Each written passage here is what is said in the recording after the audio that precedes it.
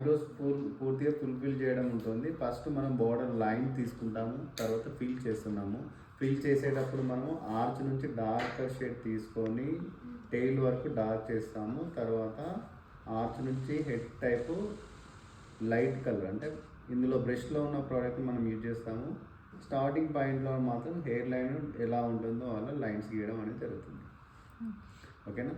First మనం borders గీసేటప్పుడు మన brush angle ఈ టైప్లో ఉండాలి, ఎందుకంటే ఇది లైన్ వస్తుంది. ఓకేనా.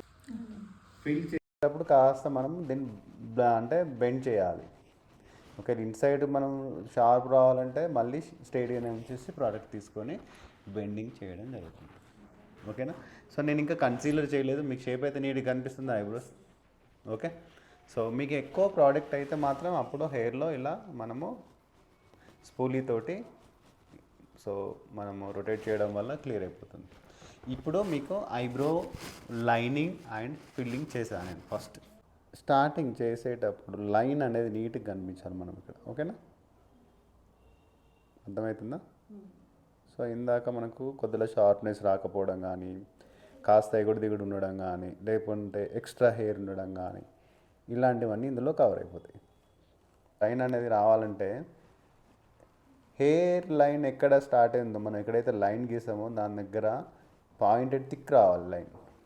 మీరు ఇలా టక్కని గీసేస్తున్నారు, గీయడం వల్ల గీత మాత్రం వస్తుంది కానీ అది స్ట్రైట్ రావడం కానీ నీట్గా రావడం కానీ ఉండదు. అండర్ ఐబ్రో అంటే ఐబ్రో కిందికి కదా, సో ఐబాల్ పైన మనము టోటల్గా ప్రోడక్ట్ తీసుకున్నాం. ఓకే, నీట్గా బ్లెండింగ్ చేయాలి. ఓకేనా, అర్థమవుతుందా?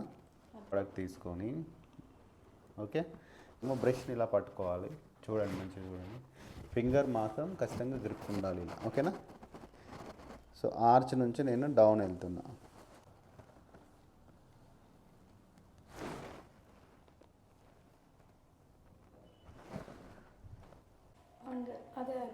లైన్ లైన్ నీట్గా వస్తుందా లేదా, ఎగుడు దిగుడు వస్తుందా, దీని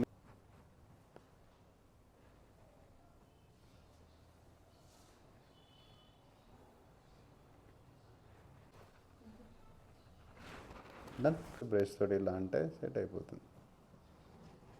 వచ్చిందా?